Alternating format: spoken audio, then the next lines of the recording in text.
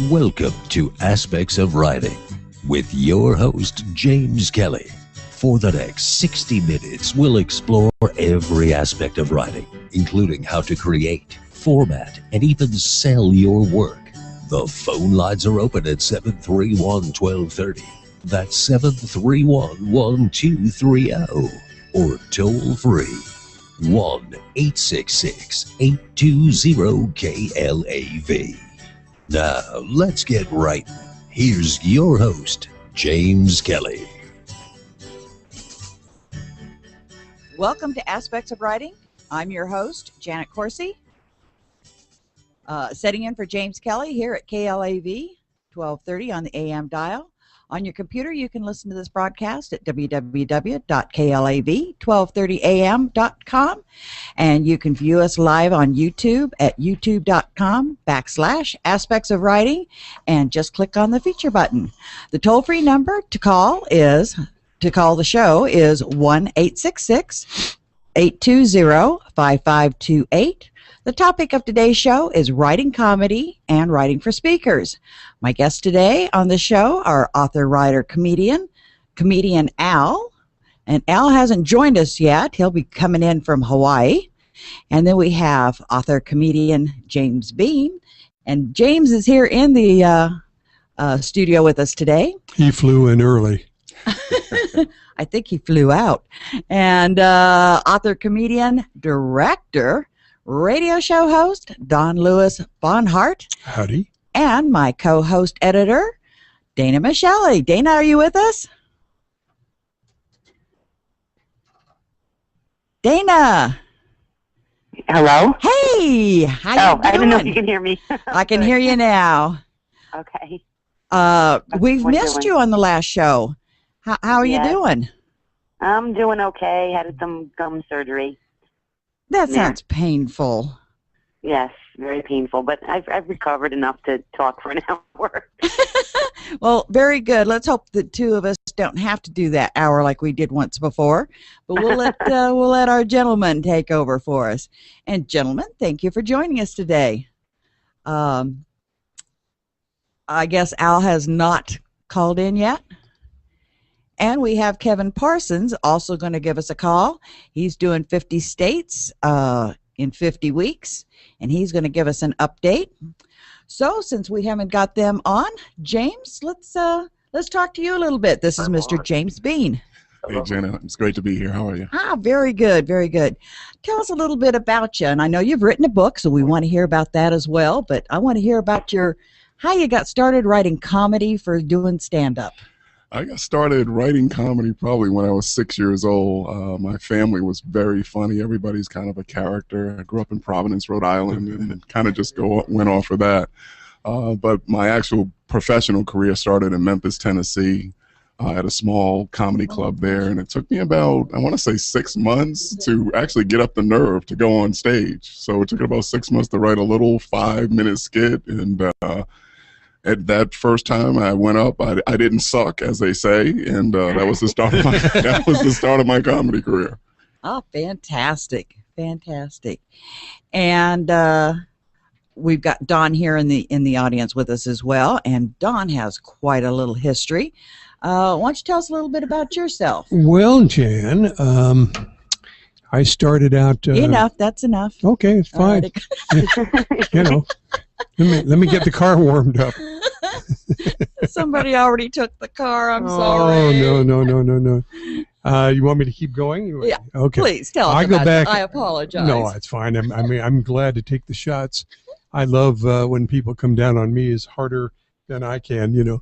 I go back to Sinatra. I mean, I worked with him back in the days of long time ago. I was a punk. And I worked with him, and I worked my way up as a disc jockey in the entire 60s. I spun the heavy hits for a while, and then I got into television. My first job was a stage manager on General Hospital. Oh. And that's still on the air. I mean, I can't believe it, but it is.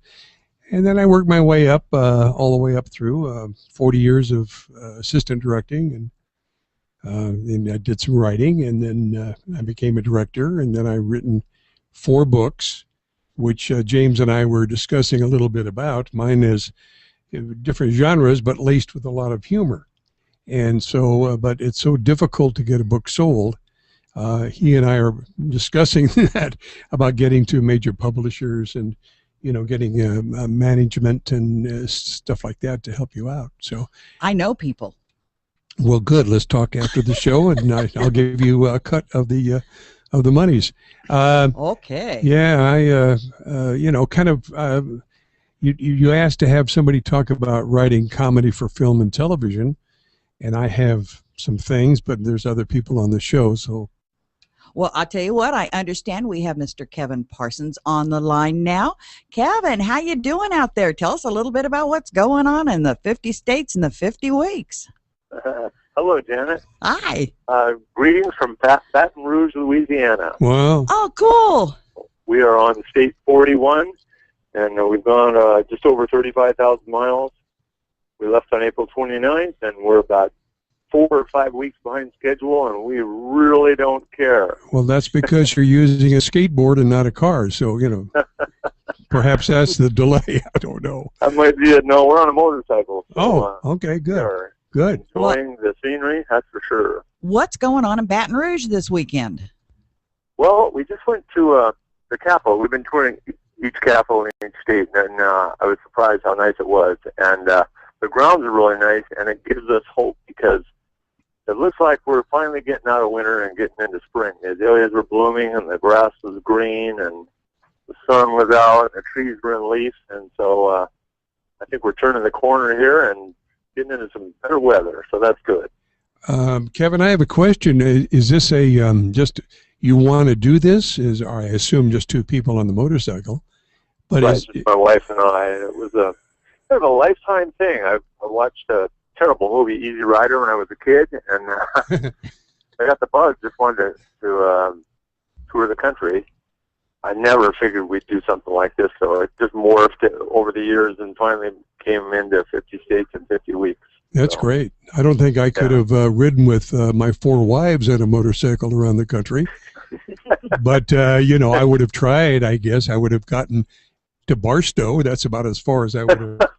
Kevin has a beautiful trailer that goes behind this motorcycle of his. You probably could have gotten at least 3 of the wives in this little trailer. No, don't count on it. It's an engineering marvel because it's a pop-top tent trailer, and it pops into a king-size bed and a 7x7 tent with storage underneath it, all up behind a motorcycle. So it assembles in about 3 minutes. It's just amazing.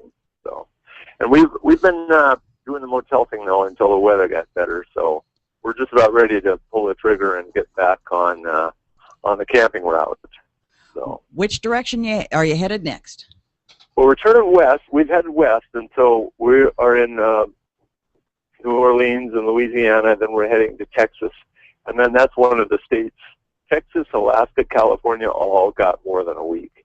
And states like Connecticut got a little shorter. Rhode Island and Delaware got shorter commitments. So well, average 50 weeks. So. Hey, if they had ordered better weather, that wouldn't have happened that way.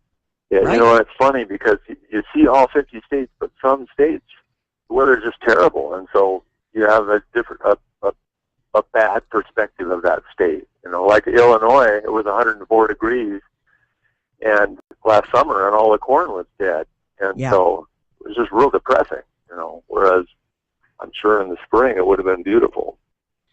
Yeah, I don't think they really have that kind of heat there usually. Not normally, yeah. So but now we're getting into some decent weather. It's very nice, very enjoyable. And when you're on a motorcycle, the weather is quite important. Very good. Well, now when you join us again in 2 more weeks, where do you think you'll be then? We'll be in Texas. Yeah, we're gonna. I think we plan each state right before we plan the states, you know, fairly well. But then the planning of what we do in each state we do just before we go in, so we're not bogged down with all the details. So, but I think we'll probably go down the east side and then get to the Gulf, and then we'll head back north. So make kind of a big loop out of Texas. Oh, I see. All right. Well, Kevin, you guys take care of yourselves. Stay true to the road, and can't wait to hear from you again. Yeah, and if people want to follow us, we're blogging every day, and it's 50statesin50weeks.com, 50 states in 50weeks.com. Wonderful. And then when we get done, we'll have a book. So it'll be the same title, and we're working on that. So excited about that. I believe that on aspectsofwriting.com that James has also posted that. So if anybody, if you didn't catch that, go to aspectsofwriting.com, and you should find it there on James Kelly's website. You can find us on Twitter at State50 as well. So we're out there. We're out in social media, just about everywhere. LinkedIn, we're out there. Fantastic. Well, you guys stay dry. All right. Thank you, Janet. And we'll talk to you again soon. All right. We'll see you. All right. Bye-bye. And again, if you're just tuning in, you're listening to Aspects of Writing with me, your host, Jan Coursey, filling in for James Kelly here on KLAV, 1230 on the AM dial. On your computer, you can listen to us, listen to this broadcast on www.klav1230am.com. And you can view us live on YouTube at youtube.com /Aspects of Writing, and just click on the feature button. My guests today are author and comedian, and I'm just going to go with Mr. James Bean, and comedian, author, and director, radio show host, Don Lewis Barnhart, and my co-host, Dana Micheli. Dana. Yes. You're still with me? Very Yes. Good. Have you had any opportunities to edit any humorous books? And if so, have there been any of that have been really your favorites? Not a lot. It's funny. I just finished ghostwriting a funny book, and I've edited a humor book, and they were both by women in New Jersey or from New Jersey. And so it was a very similar type of that East Coast wise, wise ass humor. And it was so much fun. And both of them are such great ladies, and they just had these great stories. One was basically a collection of dating stories from a hairdresser in New Jersey. And it's all about how she's been set up by clients, by family, friends, online. And it's just these crazy, if it weren't true, I wouldn't believe them. I know her, so I know they're true. And it's a horror show, and she manages to make them funny. And then the other book that a ghost wrote for another woman from New Jersey, it's just about, just starting out with her childhood and going all the way through her marriage, the stuff she goes through with her own children. It's been fabulous, both experiences. Fantastic. Mm-hmm. Well, I know with my own kid, it's a laugh a minute most times, but she doesn't live at home anymore, so it can be. Thanks a lot, Dana. Now, James, I want to know more about you and where you're working at now, because I know you're doing stand-up. Oh, yeah. So tell us about it. Fill us in. Well, I really liked what Kevin was talking about, his road trip and everything, because it really took me back to when I was a road comic, and that was like one of the best times of my life. It was really interesting because I'd have to get paid from one venue to make it to the next venue, so it was pretty, tenuous to say the least. But right now I have a great gig. I am on the Strip in a show called Ex Burlesque. I work with 6 gorgeous women every night, topless review. You're in Vegas. There is nothing else but gorgeous women. I would agree with you there. But I mean, this is, if I could put another, adjective, just ultra gorgeous. They are just spectacular. The show is going really, really well. It's actually one of the longest running shows of that type in Vegas right now. I work with some great producers, Angela and Matt Stabile, and I've been with them for about 8 years. But the dancers are great. And it's kind of like the comedian in the show. I'm a little bit of window dressing. We also have another comedian who's very funny, Nancy Ryan, in the show. But I have enjoyed doing it, and it's the gig right now, and I'm really enjoying it. Cool. Now, is it easy working with a woman comic? I don't work with Nancy. Nancy and I work, either alternate days. So Nancy's there pretty much for the whole week. I work on the weekends.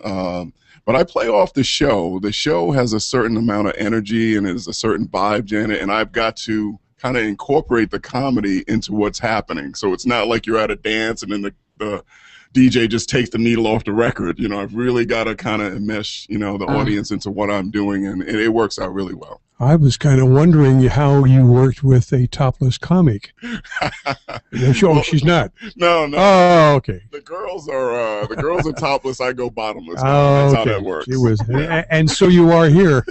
And free tickets can be gotten where? Free tickets? No, we're not going to do free, Janet, but people can get the tickets, of course, at the Flamingo box office, any of the ticket masters and all the, you know, the places throughout the city. But it's a great show, and it's, wow. I mean, all I can say, it's all about the girls, and I love them all, and they're all very talented.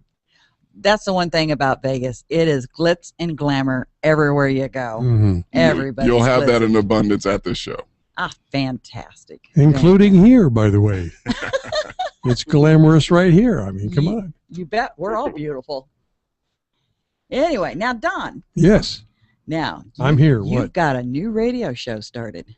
Yeah, I was on KLAV for 26 weeks a few months ago. Uh-huh. And I went on hiatus, and it went longer than I thought it was going to. And then we're back. We just started March 1st, 2 weeks ago. So we're back on, and life is good. Fridays at 4.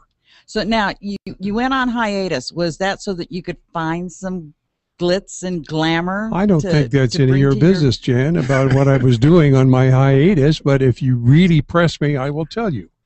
Press him. I'll tell you what. Don't tell me. Tell James. No, I'll tell you. I'll tell you, darling. No, I just it was part getting my head together. I consider myself a semi-cluse and heading for recluse and reclusivity because you know, all I have is a dog. Marriages are gone, which is fine. It was my doing. I take full responsibility for anything. Brag. No, well, I mean, you know, it's nobody else's fault but mine. I live my life the way I think it should be lived, and respectful for other people's doings. But I have a nice standard all white standard poodle, who is my pal Jack. Uh-huh. And I've made him sort of a semi-star on the radio show because I talk about him a lot. He got into my popcorn, and he knows it well now. So, yeah, so I have to go into the pantry, which is about the size of 2 people comfortably. If you put a third person in there, you are having you're having a menage. Well, you got my I'm attention sorry. now, Don. I'm sorry, I can't continue. I can't get the words out. But anyway, I go in there, shut the door, and eat my popcorn because I know that if he smells it, he's going to come around, and I don't think I should be giving him popcorn. So anyway, it's the first ingredient in Purina dog chow. Is popcorn? Sure. God bless him. Now I'm going to Jack, if you're listening. So what else can I tell you about moi? Did you want to know any more? You know, I really don't need to know any more, but you know, our listeners. Oh, they may, huh? They may be slightly interested. Who's the lady? Where is she calling from? Dana Micheli. Dana, where are you calling from? Oh, I'm in New York. Ah, yes. Hence the reading of the ladies' books in New York. Yes. Okay. Yes. Well, I work with people all over the place, but I love getting local work. It's nice to be able to meet with people face to face, which I don't get to do too often. But I got their humor, so that made it easy. Are you a writer? Yes, I am a ghostwriter, editor. Oh, okay. Dana, why don't you fill us in exactly who and what you're doing? Well, I'm basically freelance. I do a lot of work for Writers in the Sky, which is based in Nashville, Tennessee, and that's kind of like a one-stop shopping for writers. Like if you need a press release written, if you need your book edited, ghostwriting, podcast interview, we do it all there. So that's why most of my clients are from kind of all over the place. Then I also do ghostwriting for another company, which is based here in the Northeast. So I got a lot of stuff going on. Kind of overwhelmed at times, but it's great. Great work. Do you, by chance, ever go to speaking engagements about new writers and how to help them get started? by chance? No, I'd love to if I heard. I mean, I'm sure there are in Manhattan. I definitely would go to them. I haven't been, though. Yeah. Why do you? Well, I've done it a lot with students that want to be directors, because that's what I did, or they want to be writers on comedy shows, and they say, well, how do I get into the business of writing for television? And and the problem comes from, and I don't know about you, because there are places to sell your writing stuff back east in New York and so forth, but out here in Las Vegas, when I go and speak in front of people who want to be writers, the problem is that they should be in Los Angeles or in that area so they can take meetings and try to get representation and stuff like that. I find it very difficult to encourage people when they're working and trying to maintain a lifestyle here and then try to get their stuff published. I'm having that difficulty, and so is James Bean having difficulty getting our stuff seen by major people just because there are so many writers doing it. It's very difficult. But as far as a person trying to write a comedy script, my only real start point would be to encourage them to find a show that they liked and record it and watch it over and over and over to get the flow of the actors and what they are doing and how they are doing it.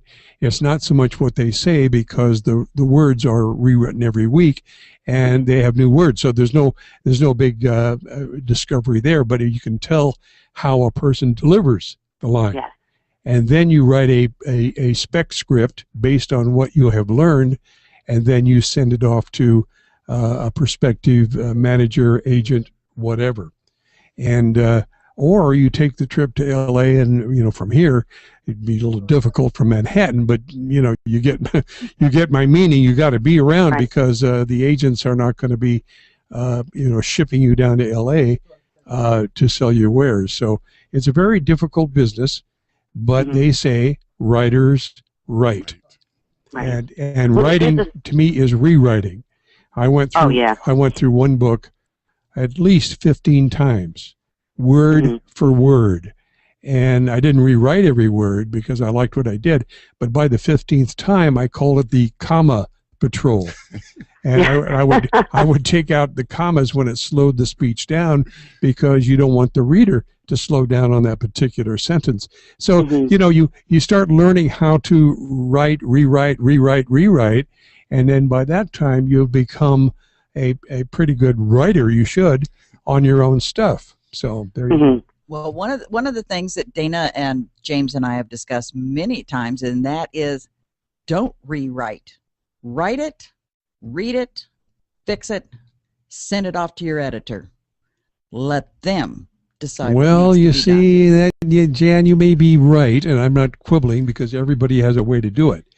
And so it's not, my way is not necessarily the only way. However, I'm an anal person, and I know when that and but and whatever should be there or should not be there.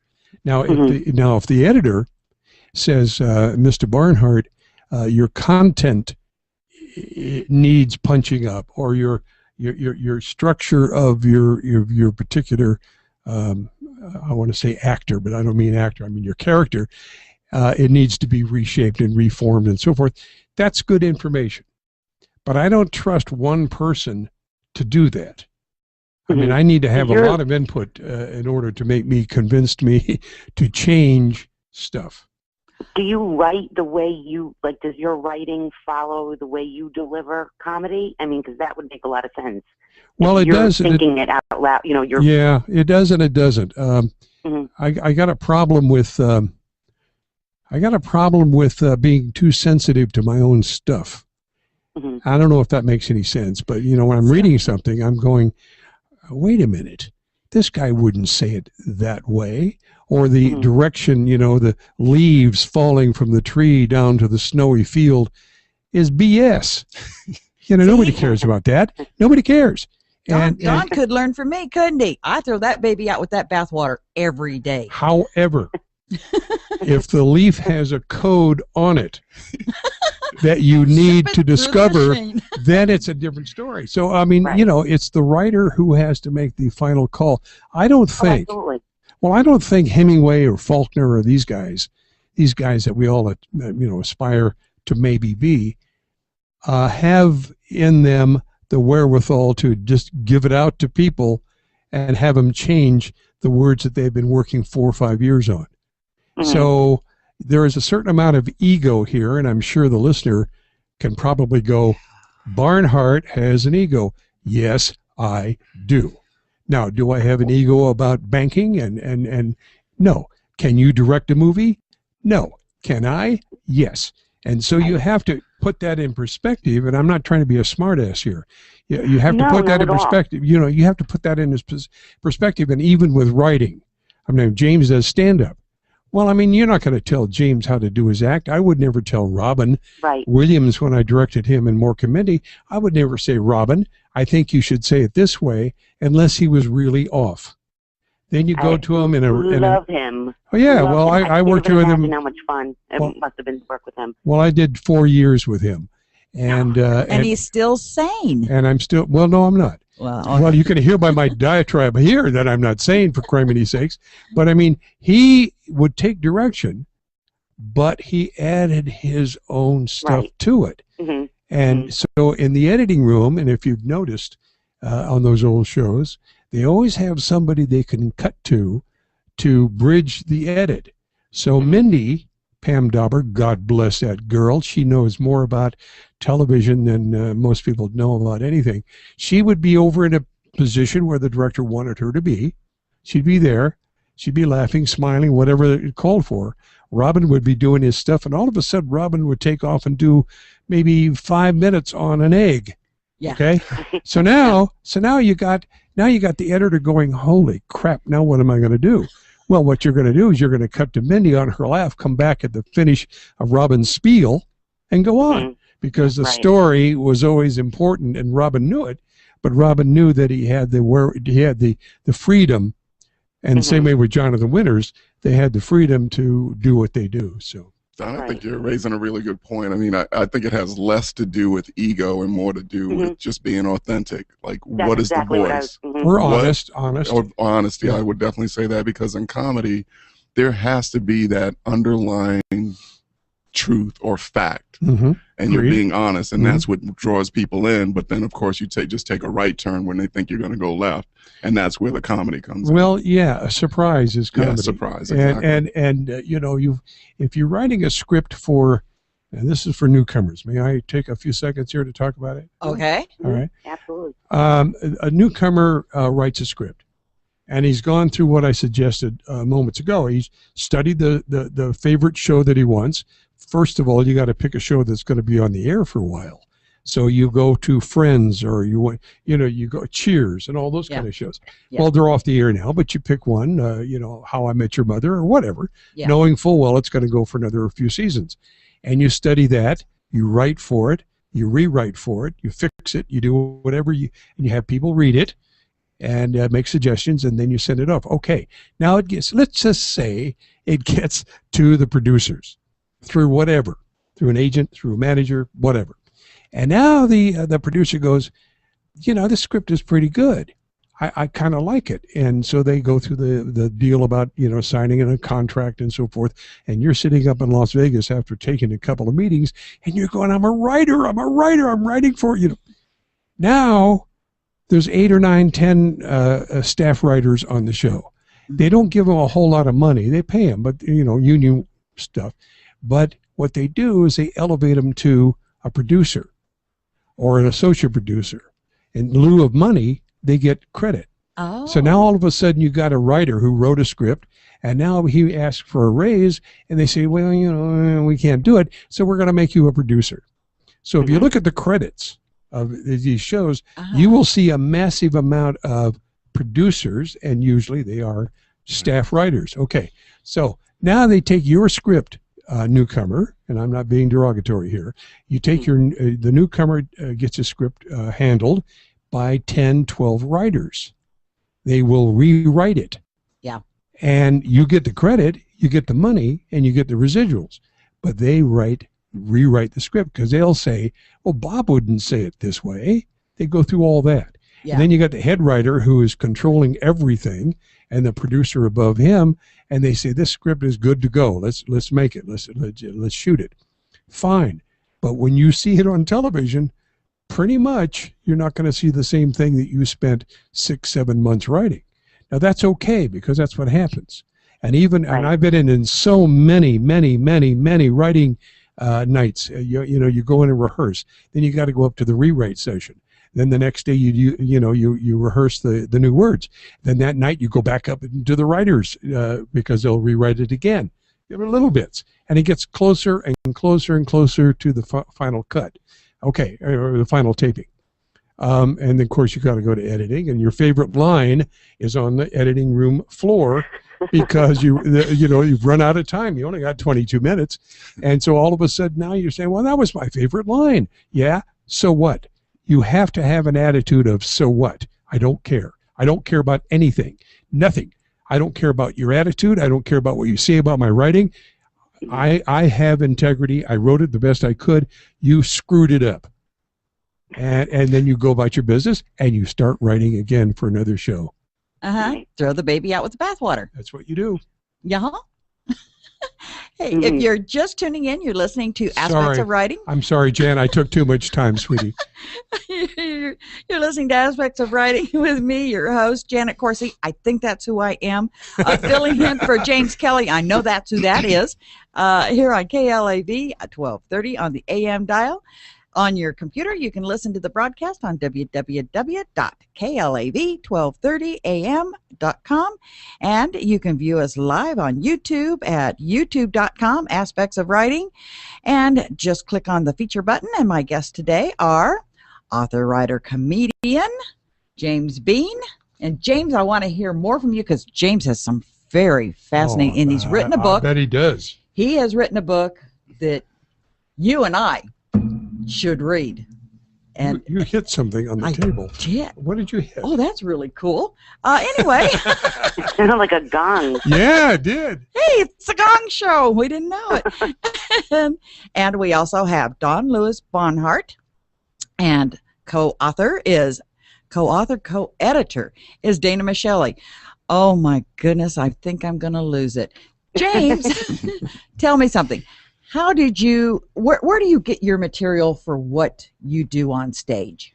My material really just comes from my life, Janet. I look at everything, and actually, I've said this earlier, my family, I am the least funniest person in my family, but I'm the only one that was brave enough to go on stage and actually put, good for you, what I want to do on stage. But even my friends, I mean, just in casual conversations with them, the girls in the show, I mean, they're always talking about dating or, how guys approach them, different things like that. So I just glean different ideas from that. And many times it's not a joke, like right from the beginning. It's just kind of an idea or a concept, but then something else comes on it, and you can juxtapose that over, that original idea. And that's where, to me, where the comedy comes. I am probably the laziest writer of comedy, but I write all my ideas down, but then sometimes it doesn't come to fruition weeks, days, months later, the actual joke, and then in the right context.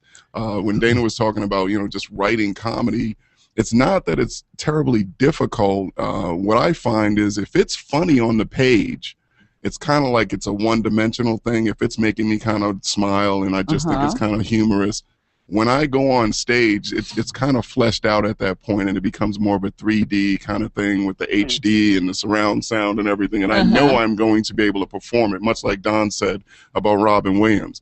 That's what you're taking. You can take the smallest line, the slightest nuance, and really kind of make that out of something. And it's all in your performance. See, the thing is, speaking about performance, my son is a stand-up comic, and he's very funny, and he has a routine.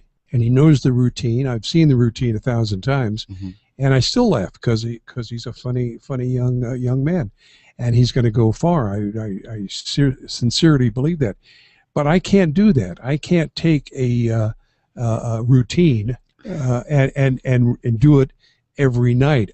What I do is, if I'm going to be any bit funny, is if you say something and I play off that. Right. and that's and it's going to be changed. It's going to be different.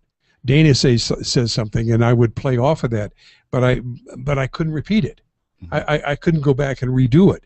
It's just out of my mouth. That's it. Done. Go on. Yeah. Yeah. So that's the way I am. I can't write, but I can write the book. I can spend the 15 rewrites and write that thing funny. But I can't. I couldn't get on stage and repeat it. Now, I've written in my book, I have one whole chapter dedicated to something that I think is funny, and it's funny via a 4-year-old little boy and his older brother who's 7, and the 4-year-old, in trying to do a prank, his grandmother and mother decide to do a prank against him in order to get him to stop doing pranks. 7-year-old doesn't know it's a prank, and he ends up calling 911. What's the name of the book? The Secrets of Time. Ooh. Yeah. Well, that's comedy right there. You got to call into 911. There you go. Put a bump. Yeah. I did that this morning.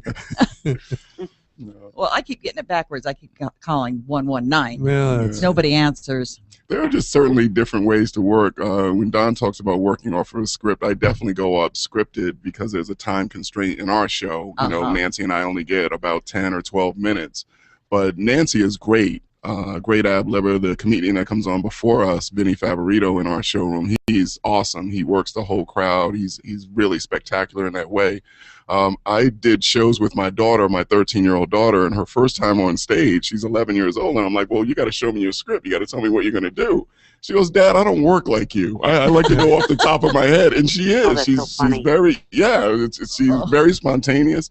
And she went on stage and killed it. I couldn't believe it. Oh, fantastic. I got a question for Dana. May I? Sure. Okay. Please. Dana. Yeah.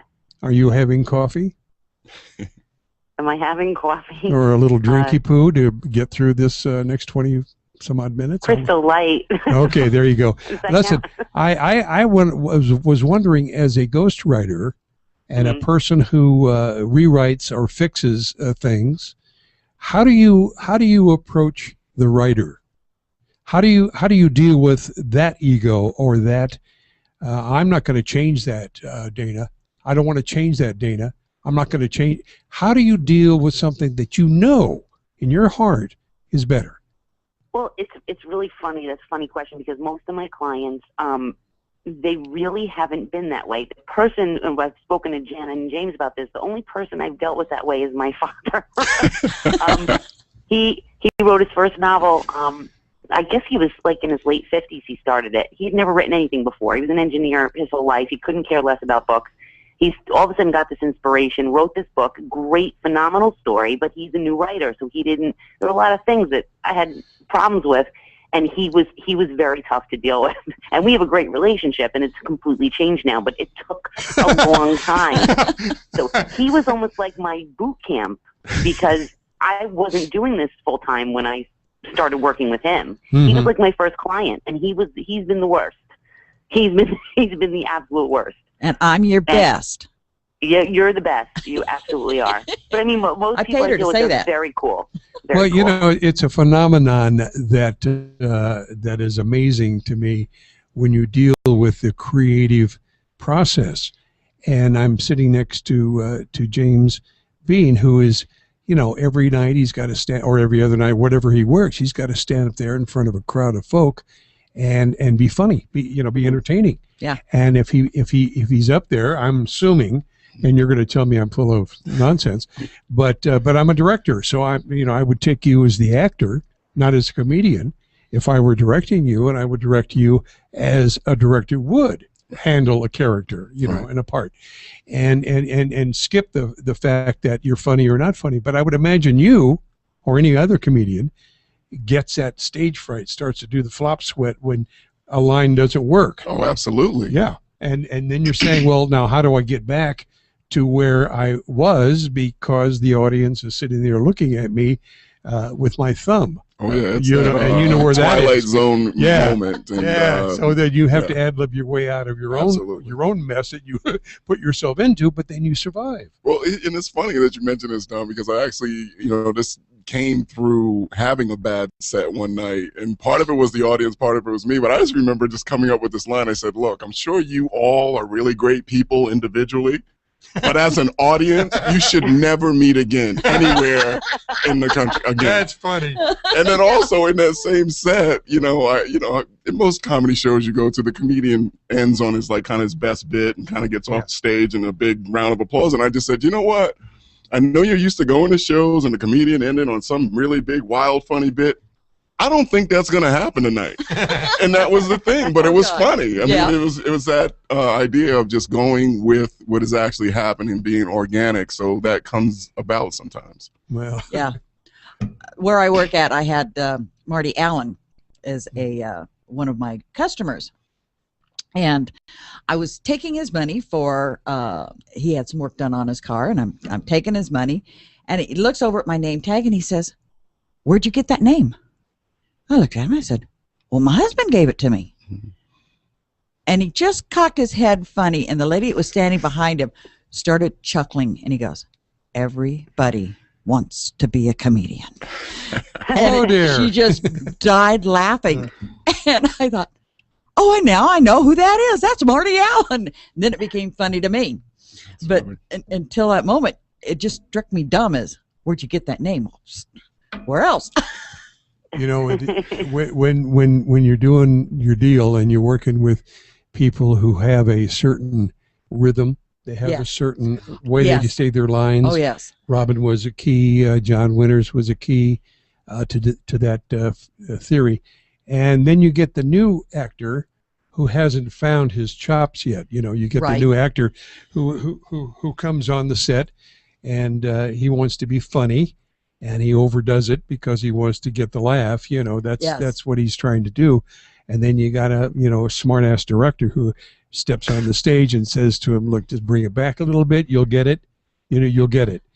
And if the person has any talent at all, then the director becomes a so-called writer on his own deal. Yes. Yeah. If he's worth his salt, he becomes a writer. And that's why I used to beg on shows to go and sit with the writers, and it became sometimes a problem because the writers became competitive about selling a new line, and they want the director to like them, and so I had to back off and just go not go as much. But I used to always, in all the shows, and I've directed over 400 shows on network television and stuff, and you go, well, I didn't get into everyone. But one of the ones I could, I was there because they gave you insight in how the actor should portray that particular character, or line, or something. And so you learn a lot from writers, and I love writers. I think writers are the best. We were talking earlier about the show, The Big Bang Theory, which is my all-time favorite comedy show. If I don't watch anything else all week in the way of comedy, I have to watch my Big Bang Theory. Jim Parsons he just kills it for me. I mean, he is it. He's the only person I know that can actually stand and stare at you, or just stare, and it kills you. It's hysterical. But see, these guys and their timing. Well, to fortify what your thoughts about that's honed stuff. That is rehearsal stuff. Yeah. And it takes 4 or 5 days to rehearse it to get it up to that speed. Now, he may be staring at you. Let me tell you a little secret. He may be staring at you, or the television, the monitor, the camera, and he's staring at it with that look, and you're falling on the floor laughing. He's thinking about his mortgage payment. I mean, or getting that new pair of shoes or something whatever. else. And it's hurting him. His feet hurt because the costumer gave him the wrong pair of shoes. But the point being is that you don't care. You don't care what he's thinking about, because he's nailing you in your funny bone. Yes. And you do your thing. You laugh. He knows you're laughing, and he's confident. These actors are so slick. He's confident the fact that what he's doing, he can go off on a little bit of a different route of thought process and still get what he knows you're doing. Yeah. And that's brilliant. I mean, that's good stuff. I would prefer to have an actor who's in the moment. Now there are actors that do that. They're in the moment. They're looking at the camera and they're in that moment and they're playing with you with their eyes. You know, they're playing with you. Yeah. You get an actor who has to kiss an actress and his girlfriend is in the audience. Now I'm talking about young people now. Yeah. And he's got his arms around her. He's looking at her. She's looking at him. They come closer and closer and closer, and he blinks. And I go in and I say, Bob, don't blink. Look at the girl and kiss her. But my girlfriend's in the audience. It doesn't matter. You're a character. You're an actor. You know, Yeah. be the actor. So, but when they blink and say, I love you, and blink, you know they're lying. Yeah. And, Yeah. you know, you just know they are. Yeah. Or at least I do. You know, I mean, I take it as such. And so you got to go in and you got to corral those people so that they deliver the honest emotion. Now, And when that guy looks at the camera and you laugh, he nailed it for you. right. Yes. Yeah. Now, speaking of changing gears, I want to really change gears here with Mr. Bean. Okay. Mr. Bean has written a book, and you need to tell us about it because this is something that people need to read. They need to see. They need to hear. Well, thank you, Janet. I am working on the book. Well, actually, the book is completed, and we expect to have it published by the end of next month. James Kelly worked with me. He's my editor. Yeah. And Dana, I can appreciate what you were talking about earlier. I didn't allow my ego to get in the way of the writing and you know, just notes that James gave me because I knew he was coming from a good place of this is what's going to make it better. Well, Dana wrote a whole new book for my book. Okay. In all of her little suggestions. Jan, here's a suggestion that's 14 pages long. Yeah. But it was only a paragraph. Well, the book is called When the Humor is Gone, and it deals with a pretty heavy subject, suicide. And this all came about because I had 4 really close friends of mine commit suicide over the last few years. And there's a point where you want to do more than just say, oh, this is a terrible thing, or, I'm so sorry to say. I said, you know what, I'm going to write about this, because there was a period of my life several years ago where I was despondent and, had those suicidal tendencies. And I kind of take the reader through what I went through, but then also it's more of a life-affirming book. I want to make clear that it's not a how-to book on how to commit suicide. Well, I just didn't want to go out and have a beer with you. That's all. But I think people will get a lot out of it because it is so personal. And I tried to stay true and authentic to what was in my heart. And I have about 3 books that I believe are in me. But this is the one that to me was most urgent, and the one that I just really, That's great. have a lot of passion for, and I'm just really looking forward to it. So many of my friends have supported me on this. If you want to get a copy of the book, or make a donation toward me getting it published, I have a website on Indiegogo. So you can just look up my name once you go to Indiegogo. It's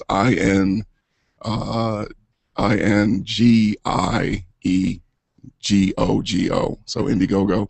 And my profile is on there. There's a little videotape also accompanying it and why I did the book, and I think people are going to like it. Now, I watched the video, and I downloaded it to my Facebook. Okay. So that anybody who wants to jump on my Facebook, Oh, great. I'll put it back up there again so that everybody can see it and share it again and again. James had told me just how personal this book was and how close to hitting home it was. Yes. And I think it does so. There are a lot of people out there who have contemplated suicide who've never said so. I'm doing it right now. Oh, and this is... You're not going to have to, because we're going to kill you after the show. I know you are. And Janet, this was Help, Dana.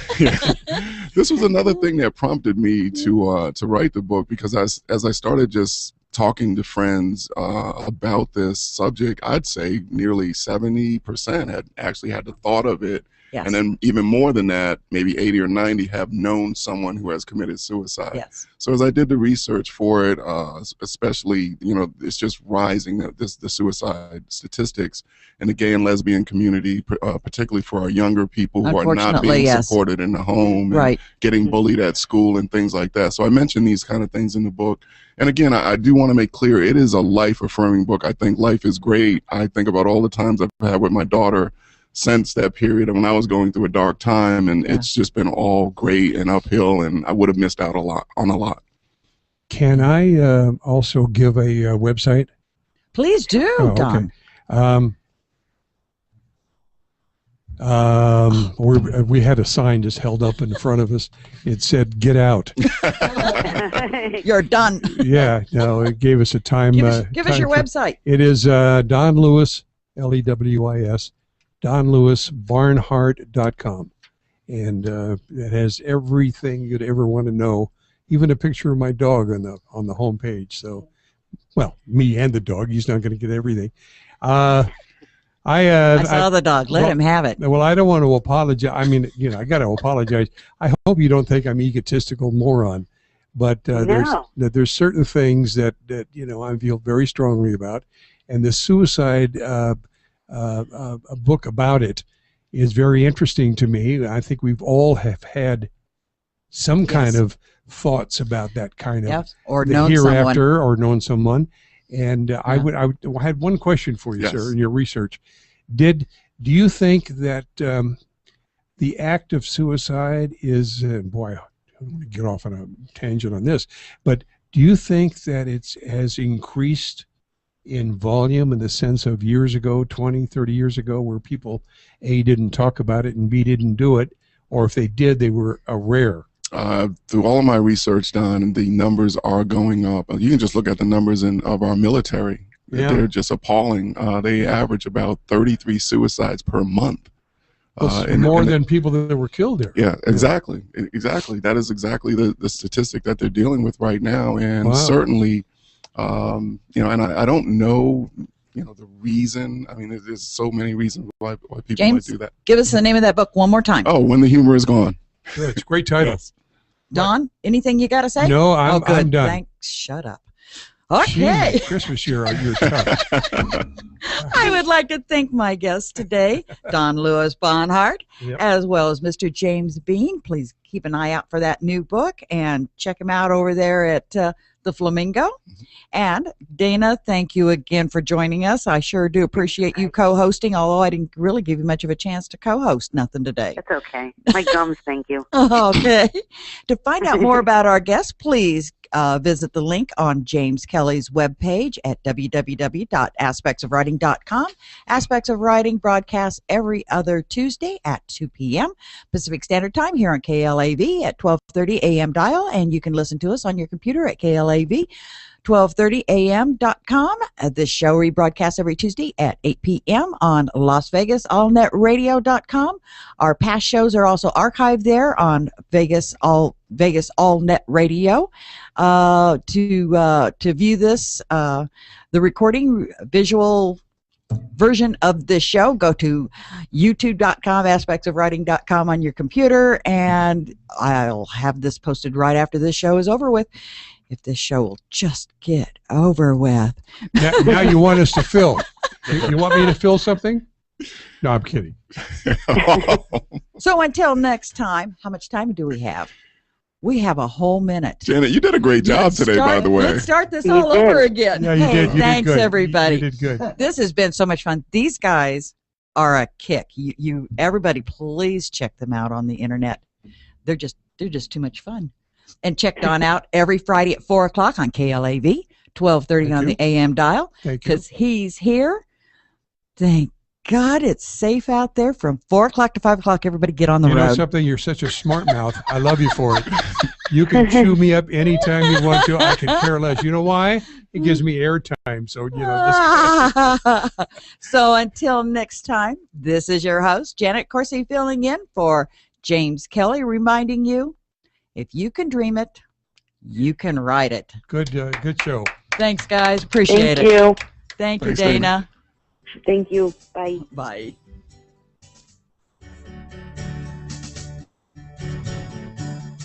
What can you do